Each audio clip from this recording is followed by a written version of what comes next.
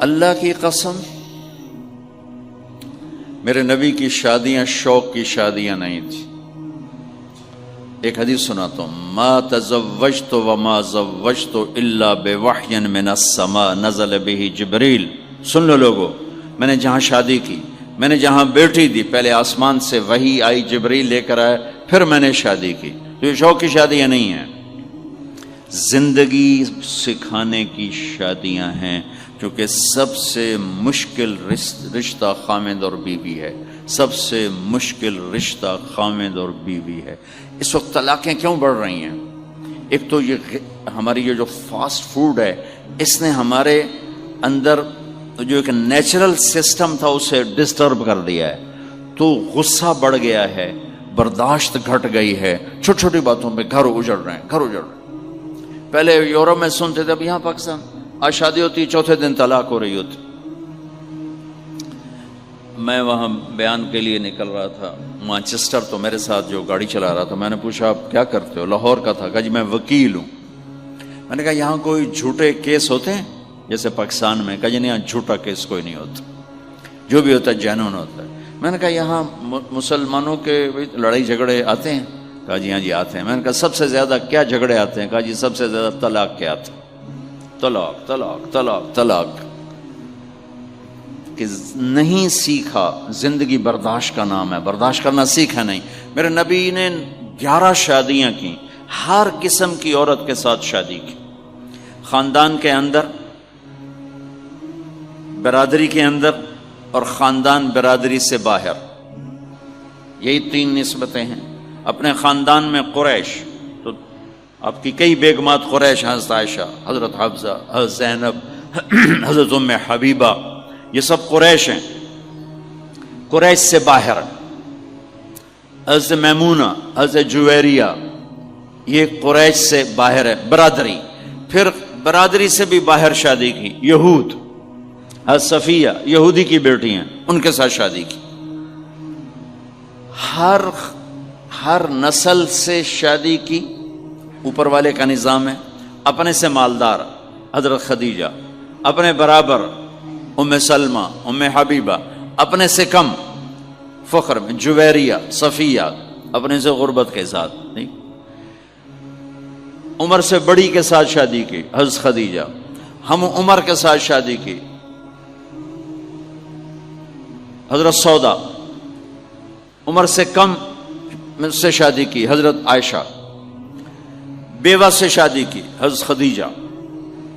مطلقہ سے شادی کی حضرت زینب. کماری سے شادی کی حضرت عائشہ.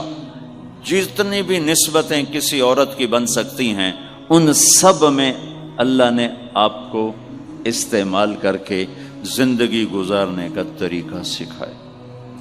تیز مزاج کے ساتھ شادی کی حضرت حفصہ رضی اللہ تعالیٰ عنہ. مزاج میں تیزی تھی. حضرت عمر رضی اللہ تعالیٰ عنہ کی بیٹی، مزاج میں شدت تھی، زندگی گزار کے دکھایا.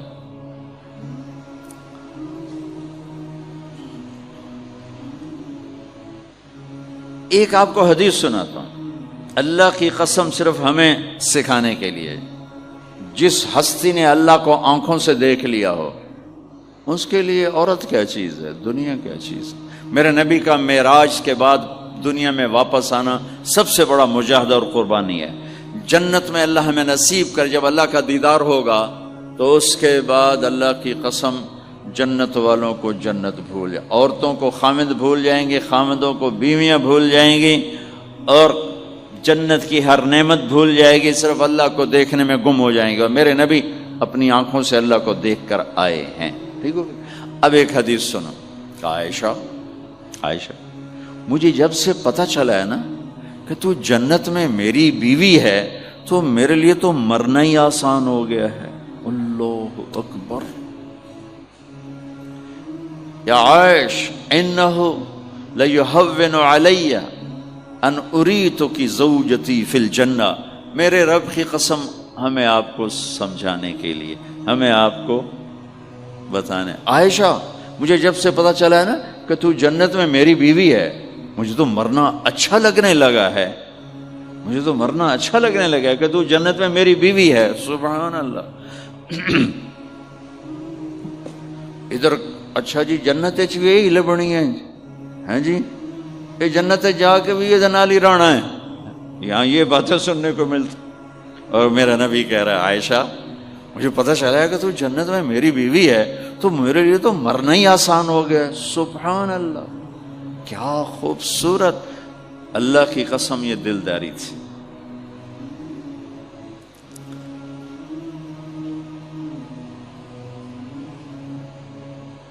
سب سے مشکل رشتہ خامند اور بیوی ہے، سینکڑوں آیات اس کے لیے اللہ نے اتاری، ماں باپ کے لیے چند آیات، اولاد کے لیے چند آیات، بہن بھائیوں کے لیے چند آیات، خامند اور بیوی کے لیے قرآن پڑھا ہے، پوری سورت اتاری ہے، وہ سینکڑوں آیات اتاری۔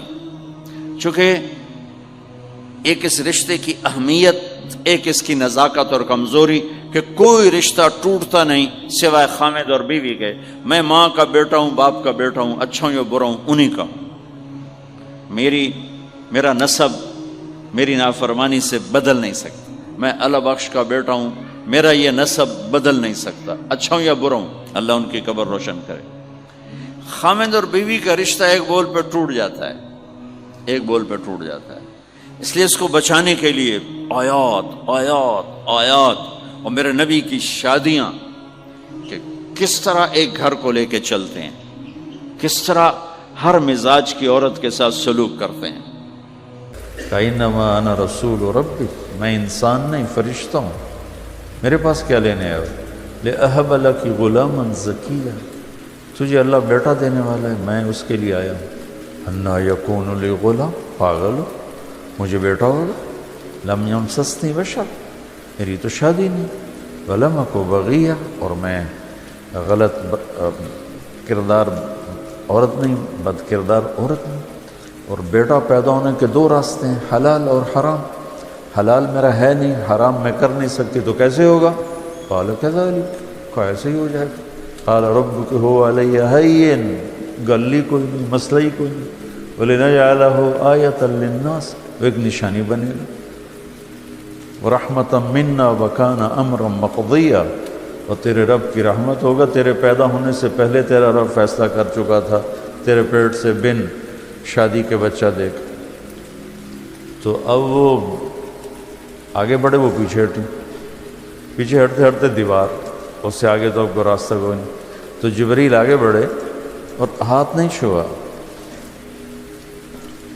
یہاں سے پکڑو، یہاں سے، اور دور سے پھونک ماری۔ پھونک اور بچہ کیا تعلق ہے؟ پھونک سے حمل نہیں ہوا، حمل ٹھہرا، پھر 9 مہینے چلا، پھر پیدا ہوا۔ بنو اسرائیل کی یہ روایات ہیں کہ حمل پہلے نطفہ بنا، پھر سارے پروسیس کے بعد جا کے پیدا ہو۔ قرآن اس کی نفی کرتا ہے، فَحَمَلَتْهُ، فا، فَانْتَبَذَتْ بِهِ مَكَانًا قَصِيًّا، پھر فا، فَأَجَاءَهَا الْمَخَاضُ إِلَى جِذْعِ النَّخْلَةِ، پھر فا آیا ہے، فا فا فا بتا رہا ہے کہ یہ ایسے ہو رہا تھا، ایسے ایسے۔ 9 مہینے اپنے حمل کو چھپاتی کیسے؟ لوگوں کی باتوں کو جواب کیسے دیتے؟ منٹوں میں وہ ادھر اور ادھر ہم، اور ادھر بچہ بن گیا اور درد ذی بھی شروع ہو گیا۔ فَحَمَلَتْهُ فَانْتَبَذَتْ بِهِ فَأَجَاءَهَا الْمَخَاضُ، تو دیکھو تینوں جگہ فا کا لفظ آتا ہے جو فوری ہونے پر دلالت کرتا ہے۔ تمہاری ہمارا سارا علم ہی اللہ نے فیل کر دیا۔ اب بچہ پیدا ہوا، یا لیتنی مت قبل ھذا وکنت نسیا منسیا۔ تو اللہ جب چاہے انسانی علم کو زیر و زبر کر دے، اور اللہ کا علم کیا ہے؟ وَتَمَّتْ كَلِمَةُ رَبِّكَ صِدْقًا وَعَدْلًا۔ سبحان، ایسے ہتھوڑا مارا اللہ تعالیٰ۔ ہم آج کچھ بات کرتے ہیں، کل ہمیں پتہ چلتا ہے کہ نہیں یہ تو ہم ٹھیک نہیں کہہ رہے تھے، اب تو اصل بات تو یہ ہے، پھر ہم اس سے رجوع کرتے ہیں۔ دنیا کے ہر بڑے سے بڑے علامہ کا رجوع آپ کو ملے گا، جو اہل حق ہیں، جو اہل اللہ ہیں، اہل حق ہیں، اپنی غلطی کو تسلیم کرتے ہیں۔ آج کچھ ہے کل کچھ ہے، آج کچھ ہے کل آج یہ تحقیق ہے، کل یہ تحقیق ہے، آج اس طرح ہے کل اس طرح، یہ تو سارے علم کی دنیا میں ہوتا رہتا ہے۔ تو میرے رب نے کہا تمت کلمت ربک صدقا وعدلا لا مبدل لکلماتہ، تیرے رب کے بول پورے ہو گئے۔ بول کی، کلام کی خوبصورتی دو چیزوں سے ہے، سچا ہو، سچائی ہو، اور تول کے ہو، نہ یوں ہو نہ یوں ہو، نہ ایسے ہو نہ ایسے ہو، ایسے ہو سیدھا اعتدال والا۔ تو اللہ نے کہا تمت، پورا ہو گیا، کلمت ربک، پھر آگے لا مبدل لکلمات، کوئی نہیں اس کو بدل سکتا، اس قرآن کے زیر زبر کو بھی کوئی نہیں بدل سکتا۔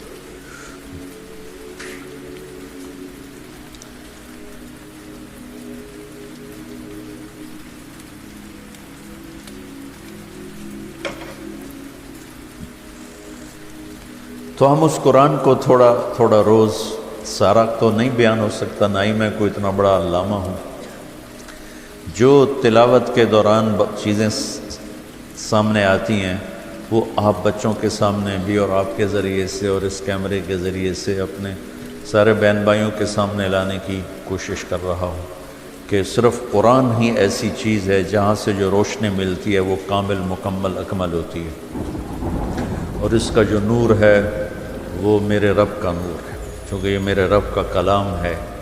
اس پر امام احمد بن حنبل نے کتنے کوڑے کھائے، کتنی مشقتیں برداشت کی۔ تو ہمت کی کمی کی وجہ سے سارے کو تو پھر میں لیتا نہیں، جو چیز میرے آتی ہے ذہن میں، سوچ میں، وہ میں آپ کے سامنے پھر۔ کل میں نے دوسرے پارے سے امت پنے کی بات کی تھی۔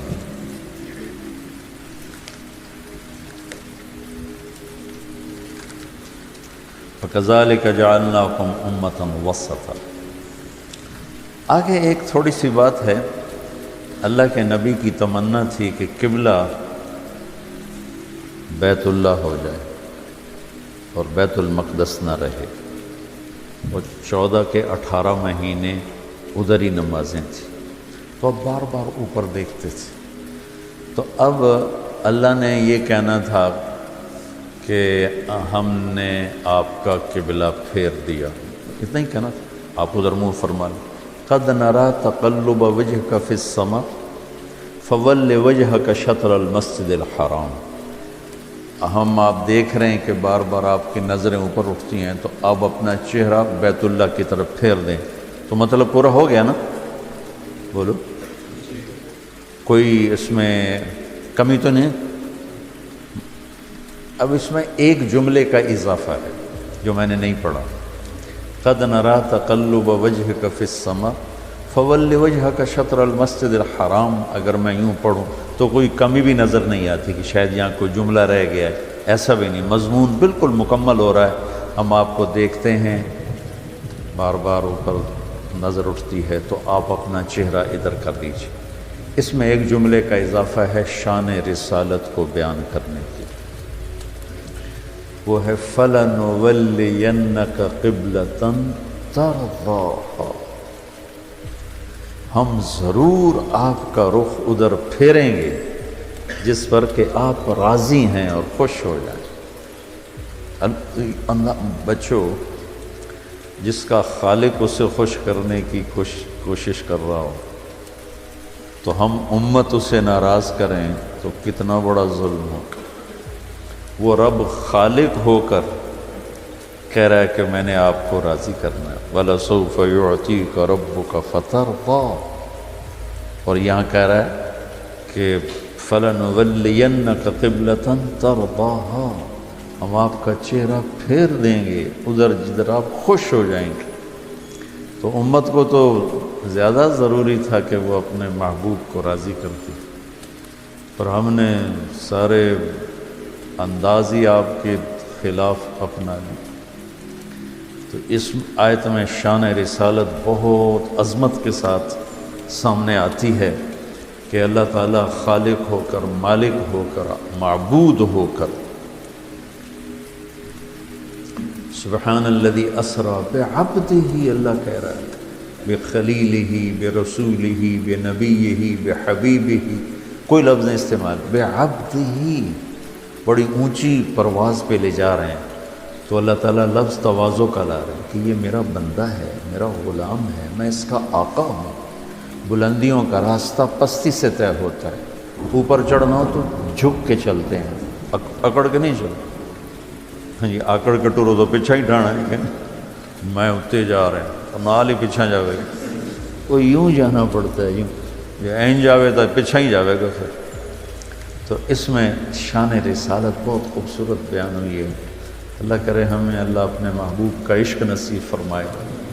اور ہمارے ہاں عشق رسول کے عجیب عجیب انداز ہیں، کیونکہ علم و باج کرے فقیری، کافر مرے دیوانہ ہو، سلطان باہو، سہ سہ وریاں کرے عبادت، کولو اللہ تو رہے بیگانہ ہو۔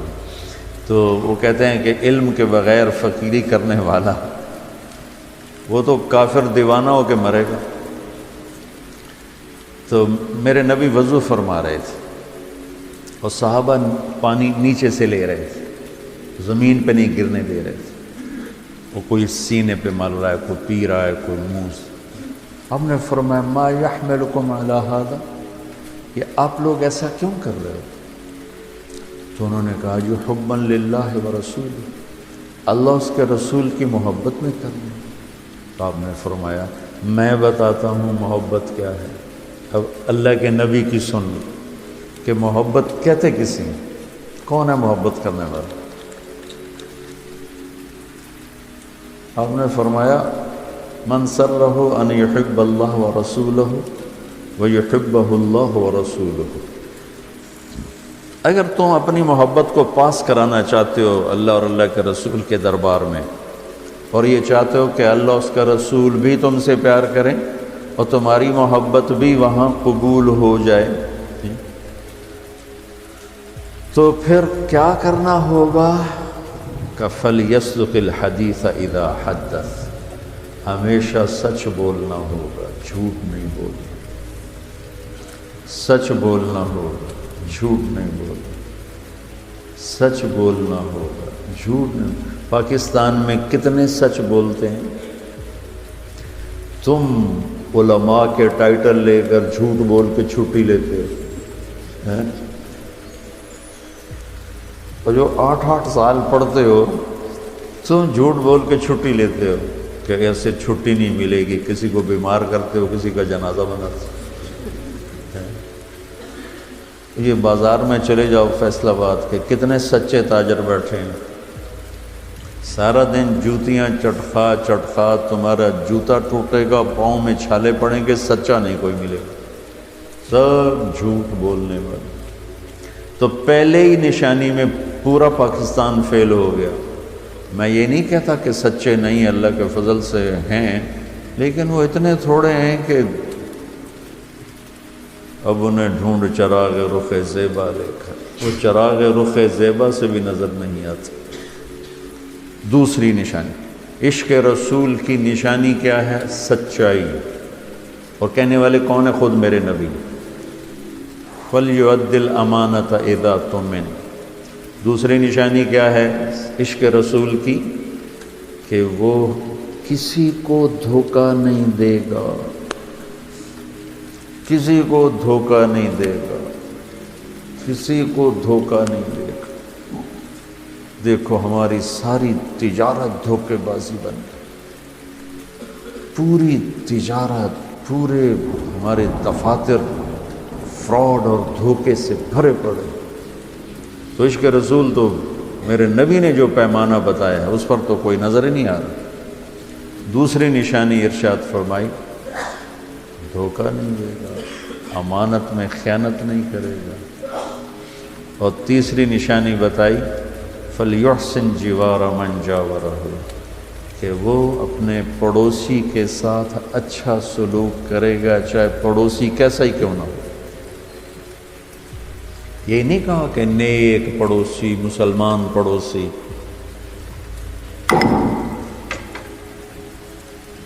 ہمارا عجیب سلسلہ ہو گیا، یہ بہت گندا بندہ ہے، اس کو نہیں ملنا. تو انبیاء کس لیے آتے تھے؟ نبی کس لیے آتے تھے؟ تو میرے نبی نے فرمایا کہ تیسری نشانی عشق رسول کی یہ ہے کہ سچ بولنا. تو اس میں قد نرى تقلب وجهك في السماء فلنولينك قبلة ترضاها فول وجهك شطر المسجد الحرام وحيثما كنتم فولوا وجوهكم شطرا. یہ وہ مسجد قبلتین ہے. عجب واقعہ ہے، اللہ کی طرف سے امتحان بھی تھا کہ عین نماز میں آیت اتری بھی، چلو نماز سے پہلے اتر جاتی. اب وہاں گئے ہوئے تھے، برا بن معرور بہت بڑے صحابی ہیں، یہ کبھی ہجرت کا سفر سنایا تو اس میں ان کا بڑا کردار ہے، برا بن معرور. تو ان کی والدہ بیمار تھیں، ان کو پوچھنے کے لیے آپ تشریف لے گئے. تو انہوں نے کہا یا رسول اللہ آپ کو کھانا کھلائے بغیر نہیں جانے دیں. تو آپ نے کہا ٹھیک ہے. تو انہوں نے کھانا تیار کیا. تو اس میں آپ کو وہاں دیر تک بیٹھنا پڑا. ہماری طرف پریشر کوکر تو نہیں تھے نا. تو نماز کا وقت ہو گیا، عصر کی نماز تھی، غالباً کھانے سے فارغ ہو کر عصر کی نماز اول وقت والی. تو دوسری رکعت اتحیات میں آپ تھے تو یہ آیت اتری. جب آپ تیسری رکعت کے لیے کھڑے ہو رہے تھے اس وقت یہ آیت اتری. اللہ اس کے رسول دونوں کیا چاہتے ہیں یہ وہ اللہ جانے، اللہ کا رسول جانے. بھئی صرف 5 منٹ پہلے آ جاتی یہ آیت تو سارے اہتمام سے ادھر منہ کر لیتے، یا چلو 15 منٹ بعد آتی یہ آیت تو مغرب کی نماز میں سارے بیک وقت ہو جاتے. آپ ادھر منہ کر کے نماز پڑھا رہے ہیں اور تیسری رکعت میں کھڑے ہوئے تو ایک دم مڑے اور مجمع کو چیرتے ہوئے نمازیوں میں افراتفری مچ گئی. یہ کیا ہوگا، یہ کیا ہوگا؟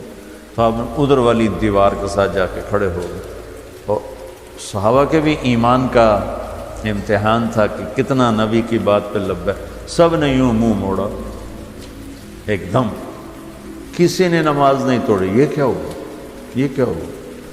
ورنہ ایسے موقع پر آدمی نماز توڑ دے. کیا ہوا؟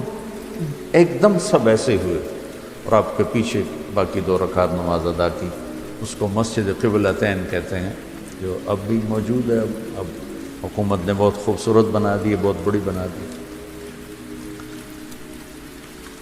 تو اللہ کے نبی کو اتنی جلدی تھی کہ آپ نے باقی 2 رکعت میں انتظار نہیں کیا کہ چلو یہ تو بھی ادھر ہی پڑھا دوں اور مغرب کی وہاں سے شروع کروں گا. فوراً اس سے ایک یہ بات نکلتی ہے کہ جب اللہ کا امر آئے تو اپنے سستی کی وجہ سے اس میں دیر نہیں کرنی چاہیے.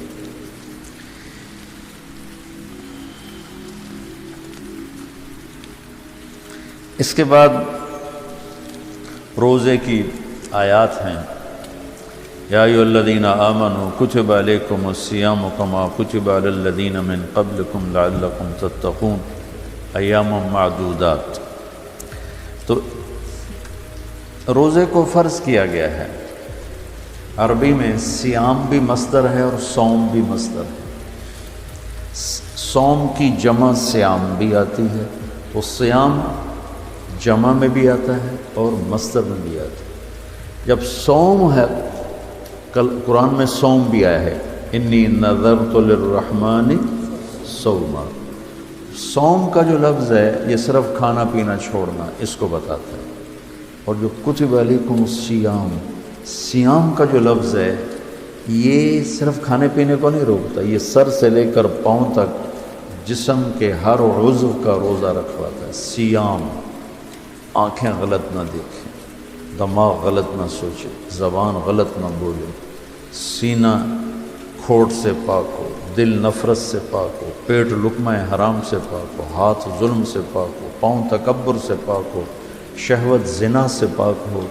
اس طرح پورے اپنے وجود کا جو روزہ ہے اس کے لیے ہے لفظ صیام.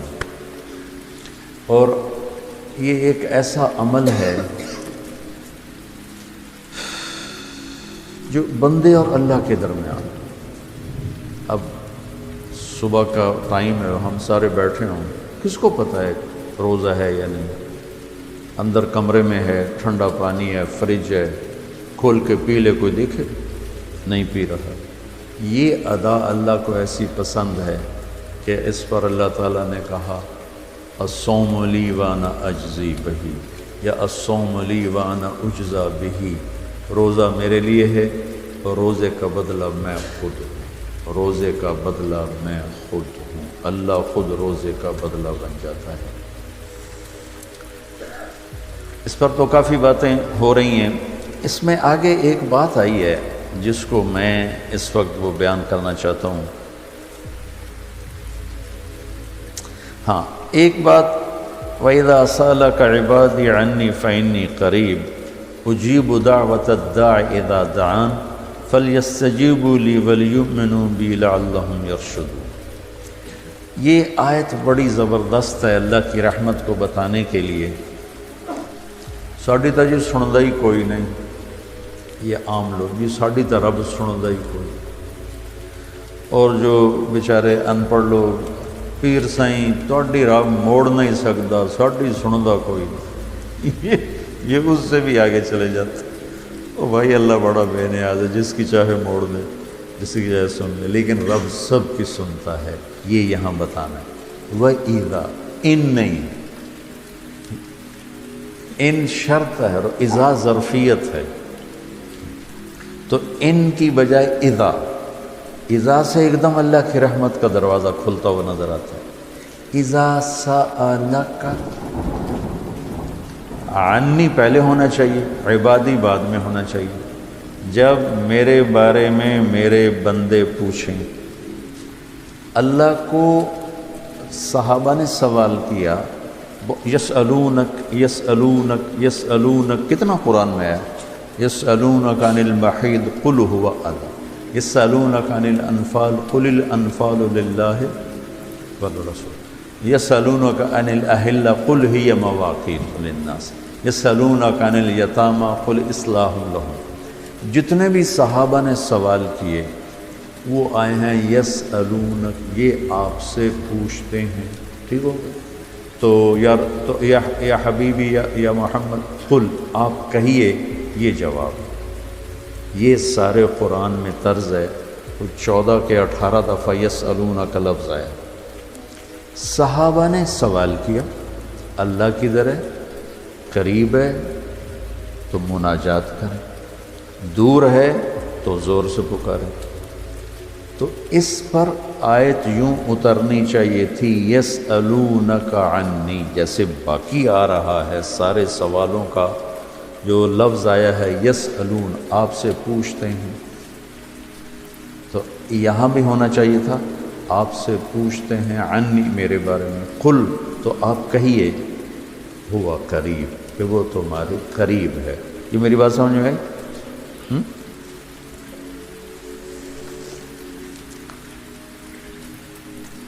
یہاں اللہ تعالیٰ نے وَإِذَا سَأَلَكَ، یسألون کا مطلب ہے کہ ابھی یہ جواب ہے، بعد میں بدل سکتا ہے۔ یسألونک عن کذا قل ہوا، تو یسألونک اور قل ہوا میں حتمی نہیں ہے، ابھی یہ بات ہے، کل کو بدل بھی سکتی ہے۔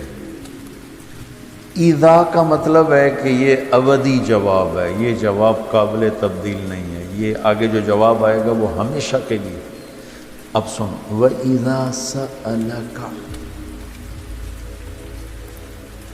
عبادی عنی، اپنے آپ کو بعد میں ذکر کیا اور اپنے بندوں کو پہلے ذکر کیا۔ اذا سألک الناس المؤمنون، یہ آ سکتا ہے نا، العباد، اذا سألک العباد، کیا کہا عبادی، اللہ کو یہ سوال اتنا پسند آیا، اللہ کہ تم تو ہو ہی میرے بندے، میرے بارے میں اپنے آپ کو بعد میں ذکر کیا اور عبادی کو پہلے ذکر کیا۔ اب میں ایک مثال دیتا ہوں، آگے جو فإنی قریب، میں پوچھتا ہوں مولوی شاہد صاحب سے کہ مولوی عدنان کدھر ہیں؟ تو مولوی شاہد صاحب کے ذمہ ہے جواب دینا کہ جی یہ بیٹھے ہیں، ٹھیک ہے نا۔ میں پوچھتا ہوں مولوی شاہد مولوی عدنان کدھر ہیں؟ مولوی شاہد کے جواب دینے سے پہلے مولوی عدنان کہ جی میں ہوں۔ کوئی فرق ہوگا؟ مجھے سمجھ میں نہیں آ رہا، شیخ رمزی واضح کرے تو کرے، مجھے سمجھ میں نہیں آ رہا کہ میں اس کو واضح کیسے کروں کہ اللہ کے نبی سے صحابہ پوچھ رہے ہیں رب کے بارے میں بتائیں، تو اللہ تعالیٰ اس کو یوں لا کر کہتا ہے کہ یہ آپ سے میرے بارے میں پوچھیں تو میرے نبی آپ ہٹ جائیں، میں جواب دیتا ہوں، میں ہوں، تمہارے ساتھ ہوں، تمہارے پاس ہوں، شہرک سے زیادہ قریب ہوں، تمہارے ساتھ ہوں۔ تو کیسے کہتے ہو کہ میں تمہاری سنتا نہیں؟ اجیب دعوت الداع، دعا بار بار پکارنا، اور دعوتاً ایک دفعہ پکارنا۔ اللہ اس آیت میں کہہ رہا ہے کہ جو زندگی میں جس نے مجھے کبھی ایک دفعہ بھی پکارا ہو میں اس کی دعا پر بھی لبیک کرتا ہوں۔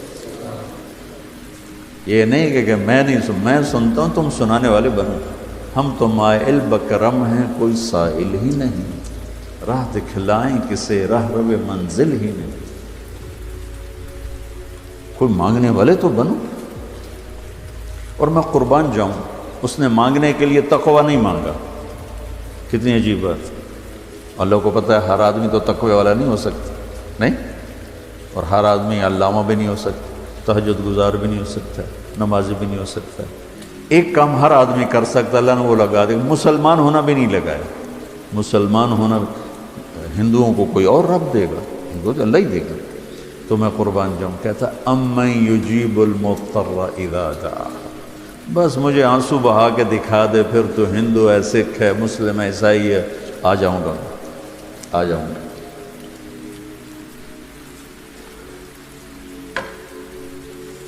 سب کی سنتا اجیب الدعوت الداع، ایک دفعہ بھی جو زندگی میں پکارتا ہے نا، اذا دعان، جب جس وقت اس کی زبان سے یا اللہ نکلے گا، میں لبیک کہتا ہوا ہوں گا۔ تو اس آیت میں بڑی تسلی اللہ نے دی ہے، بڑی تسلی دی ہے کہ اللہ کو پکارو، اللہ سے، صرف اللہ سے مانگو، صرف اللہ سے مانگو۔ وَإِذَا سَأَلْتَ فَاسْأَلِ اللَّهِ وَإِذَا اسْتَعَنْتَ فَاسْتَعِنْ بِاللَّهِ، مخلوق سے مت مانگو، پکارنا ہے تو صرف اللہ کو پکار۔ اللہ نے خوبصورت مثال دی، ان الذین تدعون من دون اللہ لن یخلقوا ذبابا، اللہ تعالیٰ فرماتا ہے مجھے چھوڑ کر میرے بنائے ہوئے بندوں سے مانگتے ہو، ان سے کہو ایک مکھی بنا کے دکھا دیں، اگر یہ ایک مکھی بنا کے دکھا دیں تو میں نے چھڑ دے نہ تو کل مانگ لوے۔ ارے یہ مکھی کی ایک ٹانگ نہیں بنا سکتا، تو تم ان سے کیوں مانگتے ہو؟ ان سے مانگو، اس سے مانگو جس نے انہیں بنایا۔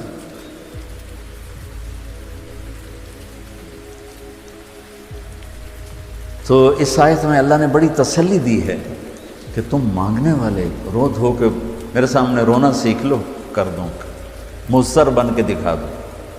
جیسے ہمارے ہاں دعائیں مانگی جاتی ہیں، ہاتھ ادھر ہوتے ہیں اور گا گا کے ربنا آتنا، یہ دعا ہے؟ یہ تو دعا کا مذاق ہے، اس کو دعا کہتے ہیں۔ اور پیچھے نمازیوں کو کوئی ہوش نہیں ہوتا کہ مولوی صاحب کیا دعا مانگ رہے ہیں۔ دعا تو ایک پکار، ایک فریاد ہے، عرش کو ہلا دے اگر کوئی تڑپ کے اللہ کو دکھا دے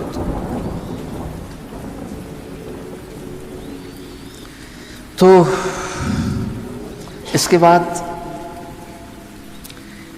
ایک بڑی خوبصورت بات آئی ہے، وہ بتانا چاہتا ہوں۔ احل لکم لیلۃ الصیام الرفث الی نسائکم ہن لباس لکم وانتم لباس لہن، بس یہ بتانا چاہتا ہوں۔ اتنی بڑی خیرتا ہے، اتنی بڑی سبحان اللہ،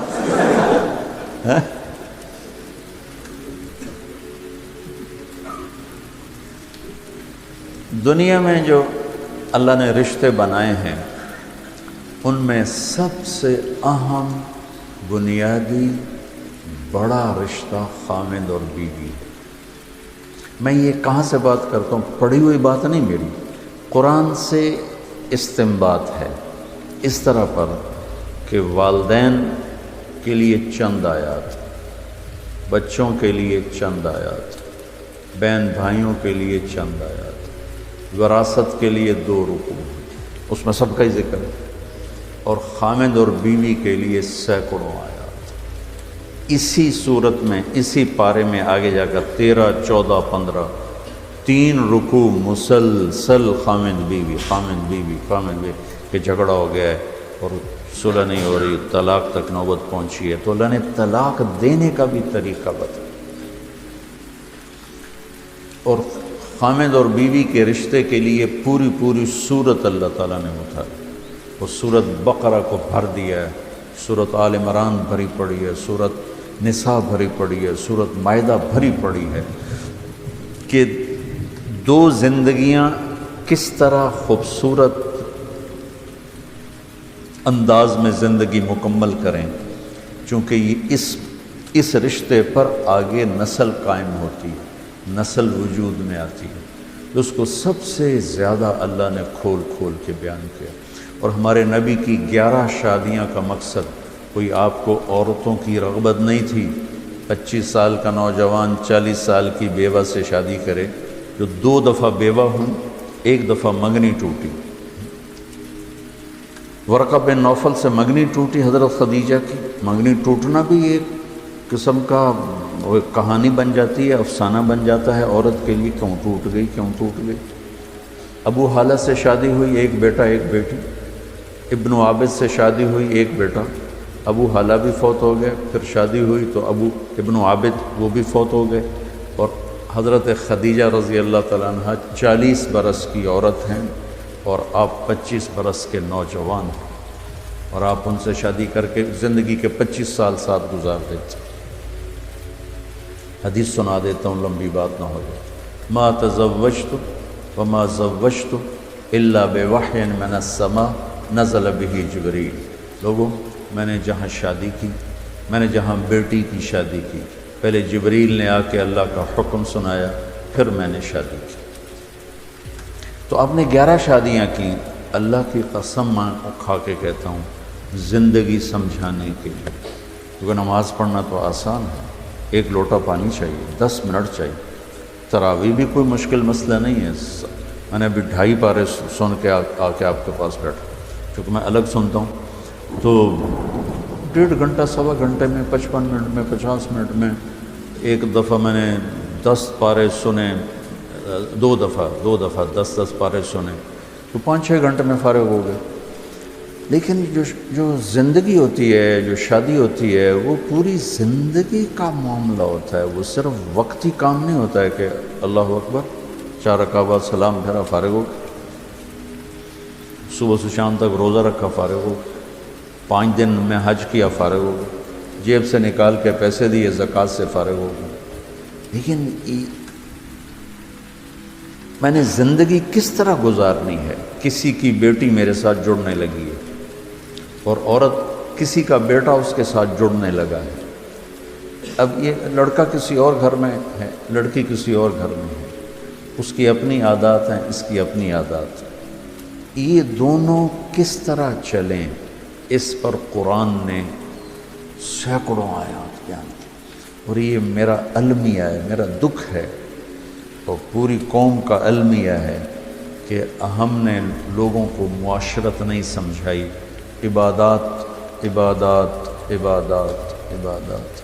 میں کہا کرتا ہوں، مدرسے والے فقہ کے پیچھے ڈنڈے اٹھا کے چلتے رہے، اور تبلیغ والے بستر کے پیچھے ڈنڈے اٹھا نکلو نکلو نکلو نکلو، اور مدرسے والے فقہ فقہ فقہ فقہ فقہ، خانقاہی والے ذکر ذکر ذکر ذکر ذکر، جس چیز کی کوشش کی وہ وجود میں آ گئی۔ فقہ ہماری ضرورت ہے تو وجود میں آ گئی، اور تبلیغ کے لیے نکلنا، لوگوں کو اللہ کی بات سنانا ہماری ضرورت ہے، جب کوشش کی تو وہ چیز وجود میں آ گئی۔ اور تزکیہ ذکر کے بغیر نہیں ہو سکتا، صحبت کے بغیر نہیں ہو سکتا. جب اس کی کوشش کی گئی تو وجود میں آ گئی. لیکن ایک خلا باقی رہ گیا جس کو بولا نہیں گیا کہ بیوی سے سلوک کیسے، ماں باپ سے سلوک کیسے، اولاد ہو تو بچوں کے ساتھ سلوک کیسا ہو. تو وہاں خلا آ جاتا ہے. وہاں وہ بالکل ایسے ہو جاتا ہے جیسے اس کو پتہ کیوں نہیں، وہ جہالت کی زندگی جو اتر آتا ہے. تو میرے اللہ نے کیا خوبصورت انداز میں بات سمجھائی ہے. ہن لباس لکم، پہلے انہیں ذکر کیا پھر تمہیں بعد میں ذکر کیا. وانتم لباس لہن، پہلے ان کو لائے ہیں بعد میں تمہیں لائے، پہلے عورت کو لائے ہیں پھر مرد کو لائے ہیں. عام طور پر مجھے نا وہ اب تو میں ڈاک پڑھتا ہی نہیں ہوں تو موقع نہیں ملتا، لیکن ان میں خطوط آتے ہیں کہ آپ صرف عورتوں کے پیچھے پڑے، ان کے بیان کرتے ہیں حقوق کا، مردوں کے بیان ہی نہیں کرتے. میں دونوں بیان کرتا ہوں، لیکن عورت کمزور ذات ہے اور اس پر ظلم اور زیادتی کی ہے انتہا ہے. اور میں جو مسائل سنتا ہوں، آج ہی ایک بچی کا رونا ابھی تک میرے کانوں میں گونج رہا ہے، ابھی تک اس بچی کا رونا میرے کانوں میں گونج رہا ہے. کہاں سے وہ، میں تو اپنا نمبر ہر 4 مہینے بعد بدل لیتا ہوں کہ میں کتنے دکھڑے سنوں، اور ان دکھوں کا میرے پاس علاج کیا ہے. کہ خامن بدتمیز ہے، مارتا ہے، شادی کر کے بھی زنا کرتا ہے، تو میں اس کا علاج کیا کروں. وہ میرے سامنے روتی ہیں، چیختی ہیں، چلاتی ہیں. تو 100 کیس جب میں سنتا ہوں تو اس میں 95 ہوتے ہیں جو لڑکا اس کے والدین کی زیادتی نہیں ہوتی، ظلم ہوتا ہے، اور 5 ایسے ہوتے ہیں جس میں لڑکی اور اس کے والدین کی زیادتی اور ظلم ہوتا ہے. تو جو چیز زیادہ ہو رہی پھر اس کو میں زیادہ بیان کرتا ہوں. میں اسی معاشرے میں پروان چڑھوں، میں کون سا کوئی ہوائی مخلوق ہوں کہ میں کسی اور سیارے سے آ گیا اور مجھے پتہ کوئی نہیں. یہی میں نے اپنے گھروں میں دیکھا، ہم چھوٹے چھوٹے تھے تو ہمارے جو بزرگ تھے وہ دیرے میں بڑے مہمان نواز، بڑے خلیق اور ایک اور ہی شخصیت ہوتے تھے. جو ہی وہ گھروں میں آتے تھے تو وہ اتنے شدید ہو جاتے تھے. ہم چھوٹی عمریں تھیں ہماری، تو ہم دیکھتے تھے ہماری بیچاری جو کوئی ماسیاں، کوئی مائیں، کوئی چاچیاں، کوئی تائیاں، وہ کس طرح ذلیل ہوتی تھی ہمارے بزرگوں کے ہاتھوں. یہ پورے ملک کی معاشرت، اس میں عالم غیر عالم کوئی فرق نہیں، نمازی بے نمازی کا کوئی فرق نہیں. یہ جو جوائنٹ فیملی سسٹم ہے یہ کسی زمانے میں بہت اچھا تھا. اب یہ مصیبت ہے، بہت بڑی مصیبت، کہ کوئی کسی کے حقوق کی رعایت نہیں کرتا، ٹانگ اڑانا اپنا فرض سمجھتا. جیسے کہتے ہیں نا لوچ تلنا، یہ لوچ تلے ہی تلے، اس تو بغیر وہ رہ نہیں سکتے. ہماری ایک دھوبن تھی ماسی خاتون، وہ کہتے ہوئے تھے میں سب نو متی دیونی، مینو کوئی متی دیون والا نہیں جمیا. مت کہتے ہیں سمجھانا. وہ کہتے تھے مینو کون سمجھا سکتا، میں سارے تو وادو سمجھی ہوئی ہوں، میں تمہوں سمجھاونا ہے. شریعت اس کا تقاضا کرتی ہے کہ بچہ اور بچی الگ زندگی گزارنا چاہیں تو ان کو والدین ان کو گنجائش دیں. اگر اس کی گنجائش نہیں ہے، مطلب میری شادی ہوتی ہے، میری بیوی مجھ سے کہتی ہے کہ مجھے الگ گھر چاہیے اور میرے پاس پیسے ہیں تو میں اس کو لے کر دوں گا، یہ اس کا میرے اوپر حق ہے. اگر میرے اتنی گنجائش نہیں ہے تو میں اس کو کرائے پر لے کر دوں گا. جیسے عرب میں شیخ اپنے رمزی سے پوچھ لو، تمہارے استاد عرب ہیں، جب تک لڑکا الگ گھر نہیں بناتا شادی نہیں ہوتی.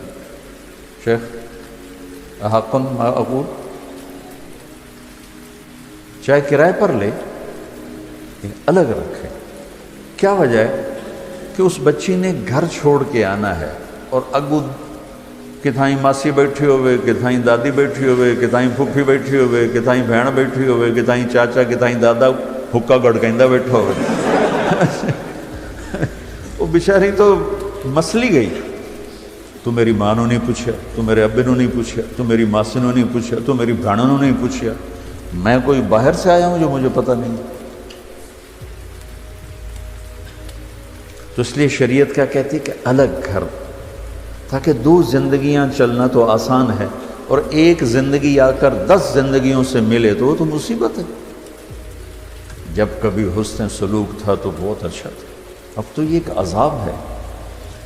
پھر وہ کیا کرے، اگر الگ کرائے پر بھی نہیں لے کے دے سکتا تو پورشن اپنے گھر میں الگ اس کو کر کے دے، 2 کمرے ہوں، ٹوائلٹ ہو، کچن ہو، اس کی پرائیویسی ہو، اس کی علیحدگی میں اپنا میاں بیوی بیٹھ سکیں، بات کر سکیں۔ اگر اس کی بھی گنجائش نہیں تو 1 کمرہ، 1 کچن، 1 ٹوائلٹ، یہ حق کے واجب ہے۔ اگر اس کی بھی گنجائش نہیں تو پھر تسبیح پڑھے تھے، روزے رکھے، کسی دی بیٹی تو برباد نہ کرے۔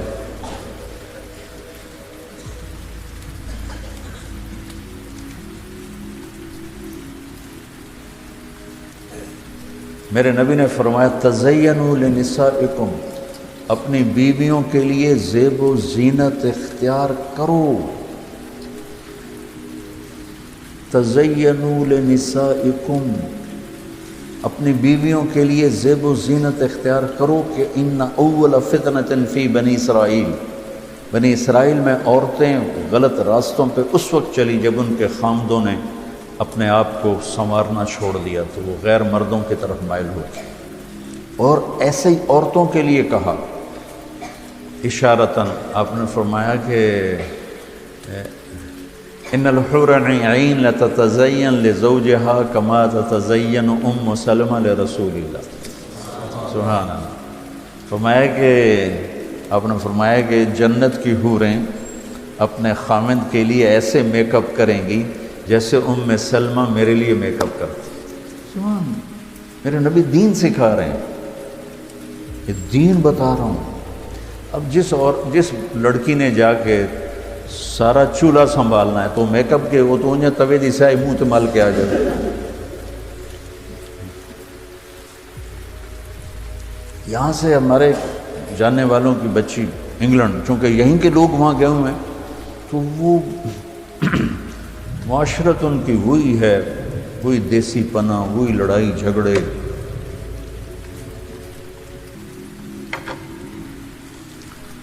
وہ لڑکی سارا دن ساس سسر کی خدمت کر کر کچن نہ نکلے، اس کا خامند کہا کوئی میرے لیے بھی تو ٹائم دے بابا، تو میرے لیے آیا نہیں، امی یہ کہہ رہی ہیں، ابو یہ کہہ رہے ہیں، امی یہ کہہ رہی ہیں، ابو یہ کہہ رہے ہیں۔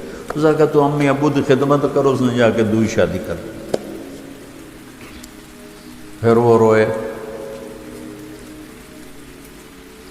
تو بچوں میری باتیں اوپری سی ہیں چونکہ کوئی یہ باتیں کرتا نہیں، لیکن میں اللہ کے فضل و کرم سے کوئی بات شریعت سے ہٹ کر اپنے میرا یہ رائے ہے اور میری یہ رائے نہیں ہے، میں یہ قرآن سامنے پڑھو گا۔ ہن لباس لکم وانتم لباس لہن، تیری بیوی تیرا لباس ہے، اور اللہ اسے کہہ رہا ہے تیرا خامن تیرا لباس ہے۔ اب اسی سے ایک بات سمجھو، جو میں نے کہا کہ یہ جوائنٹ فیملی سسٹم میں اگر رہنا ہے تو پھر اللہ یہ ہاتھ جوڑتا ہوں والدین کو کہ بچوں کی زندگی میں دخل نہ دیں، بیٹھی کیویں، اٹھیندی کیویں، ٹردی، یعنی میں تمہیں پہلے، یعنی اللہ کا فضل ہے، ہمارا خاندانی پس منظر ہے، اللہ تعالیٰ نے ہم نے آنکھ کھولی تو نوکروں کو، نوکرانیوں کو گھر میں بھرمار دیکھی۔ میری شادی ہوئی تھی، ٹھیک ہے، تو اب گھر میں جرگا بیٹھا ہوا، میری ماں وہ صرف کچن کنٹرول کرتی تھیں بھی کیا پک رہا ہے، کیا ہو رہا ہے، بس یہ نہیں کہ وہ اٹھ کے ہانڈی بنا رہی ہے اور روٹیاں پکا رہی ہے۔ کبھی شوقیہ اپنا شوق آ جائے تو ٹھیک ہے، ورنہ کچن میں نوکر ہیں، نوکرانیاں ہیں جو کام کرتے ہیں۔ میری شادی ہوتی ہے، میری بیوی بھی وہاں اسی گھر میں چلی جاتی ہے، تو اب ساریاں چاچیاں ماسیاں بیٹھی ہوئی، ماں تیری چولہے تے سڑدی پئی ہوندی ہے تے بیگم تیری ٹھک تے منجی تے بیٹھی ہوئی۔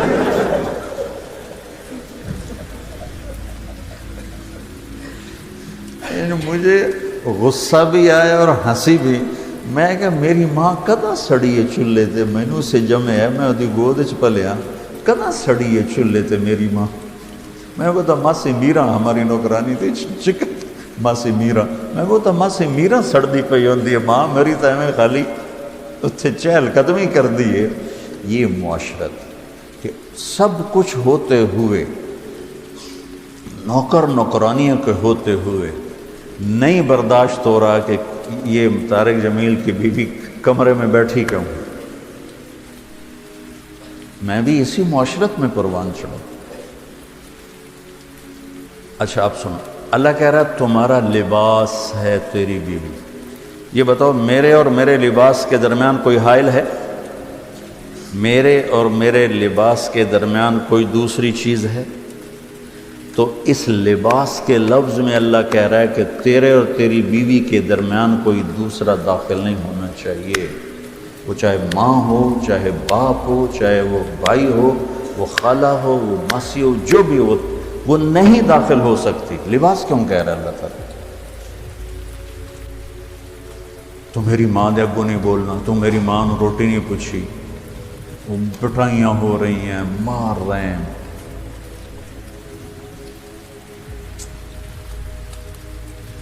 دوسری طرف بھی ہے کہ جانے والی ایسی بدتمیز بد زبان ہوتی ہے اور اس کے والدین اتنے بے وقوف ہوتے ہیں کہ شادی کے بعد بھی لڑکی کو اپنے کنٹرول میں رکھنے والے والدین اپنی بیٹیوں کے گھر برباد کر دیتے. یہ کیسز بھی ہیں. شادی کر لی, اب خامد اور اس کو زندگی گزارنے دو, پیچھے سے ماں اس کے کان مروڑتی رہتی ہے تو اپنی بیٹی کا گھر خود ہی برباد کر دیتی. عربی میں ساس کا ترجمہ ہی کوئی نہیں. ساس کیا ترجمہ ہے؟ کیوں شیخ کوئی لفظ ہے؟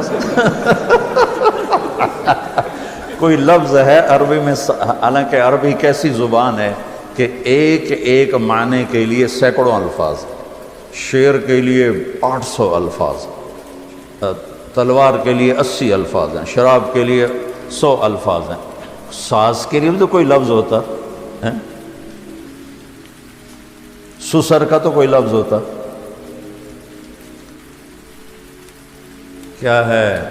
ام الزوج, ام الزوجہ, ابو الزوج, ابو الزوجہ, مضاف مضاف الیہ جوڑ کے نام بنا. نام کوئی نہیں ہے کہ میرے اوپر میرے والدین کا حق ہے, میری بیوی پر کوئی حق نہیں. میرا میری بیوی پر حق ہے, میرے والدین کا میری بیوی پر کوئی حق نہیں کہ وہ اسے چلائیں. ہمارے دیس میں یہ ہو رہا ہے کہ سسرال والے اس بچی کو جینا حرام کر دیتے ہیں. اور لباس کا لفظ بتا رہا ہے کہ خامند اور بیوی کے درمیان کسی کو حائل ہونے کی اجازت نہیں. کوئی چیز جہاں آ جائے تو کتنی وہ بے چینی سی ہونے لگتی ہے. ہن لباس, تمہارا لباس ہے, تو تمہارے اور لباس کے درمیان کوئی چیز حائل نہیں ہونی چاہیے.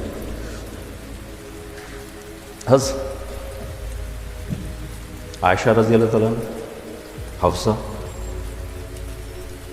سودا اور ام سلمہ, یہ ایک گروپ تھا اور باقی 5 دوسرا گروپ تھا, امہات المومنین. تو ان کی سردار تھیں حضرت زینب بنت جہش. تو انہوں نے حضرت فاطمہ کو تیار کیا کہ آپ جا کر بات کریں عائشہ سے, اللہ کے نبی سے. عائشہ کے بارے میں انصاف نہیں ہو رہا. تو سوکن پنے میں وہ کہہ رہی ہیں اللہ کے نبی تو پاک ہستی ہیں, انصاف نہیں کریں گے تو کیا کریں گے. لیکن سوکن پنا ایک کمزوری ہے. سوکن میں نے پہلے بھی شاید بتایا تھا لیکن سن لو, بہت نے نہیں سنا ہوگا. کن کہتے ہیں وہ لوہار جب وہ چھری کو تیز کر رہا ہوتا ہے تو اس میں سے چنگاریاں نکلتی ہیں. دیکھیے کہ وہ چنگاری جو ہوتی ہے نا, اس میں ایک ذرہ ہوتا ہے لوہے کا نوکیلا, وہ جا کے آنکھوں میں لگ جائے نا تو اسے کن کہتے ہیں. وہ ایک لگ جائے نا تو آدمی تڑپ جاتا ہے. تو دوسری بیوی ہے ایسے جیسے 100 نوکیلے لوہے کے ذرے تو اسے چین کہاں سے آئے گا؟ 100 کن. تو حضرت فاطمہ آ گئیں، اللہ کے نبی اس حضرت عائشہ کے ساتھ ہی بیٹھے ہوئے تھے۔ یا رسول اللہ، آپ کی بیگمات بنت ابی بکر کے بارے میں کچھ کہنا چاہتے ہیں۔ بنت ابی بکر میں بھی طنز چھپا ہوا ہے، بنت ابی بکر کے بارے میں کچھ کہنا چاہتے ہیں۔ تو آپ نے یہ نہیں پوچھا کیا کہنا چاہتے ہیں، آپ نے فرمایا بیٹی کیا تجھے یہ پسند نہیں ہے جس سے تیرا باپ پیار کرے تو بھی اس سے پیار کر؟ کہا جی، کہا میں عائشہ سے پیار کرتا ہوں۔ واپس چلو۔ فاطمہ میرے جگر کا ٹکڑا ہے، یہ میرے نبی کی حدیث ہے، جس نے اسے دکھ دیا مجھے دکھ دیا، اسے خوش کیا مجھے خوش کیا، ٹھیک۔ فاطمہ میری بیٹی جنت کی عورتوں کی سردار ہے، خاوند بیوی کے رشتے میں حائل نہیں ہونے دیا۔ ہن لباس، لباس لباس میں کسی چیز کو ڈالو گے خود دکھی ہو، خود تکلیف اٹھاؤ گے۔ بیوی کسی اور کو ڈالے گی تو برباد ہو جائے گی، خامند کسی اور کو ڈالے گا اپنا گھر برباد کر بیٹھے گا۔ ہمارے پشتوں میں کیا کہتے ہیں ساس کو؟ خوف ہے، وہ کتنا خوفناک لفظ ہے۔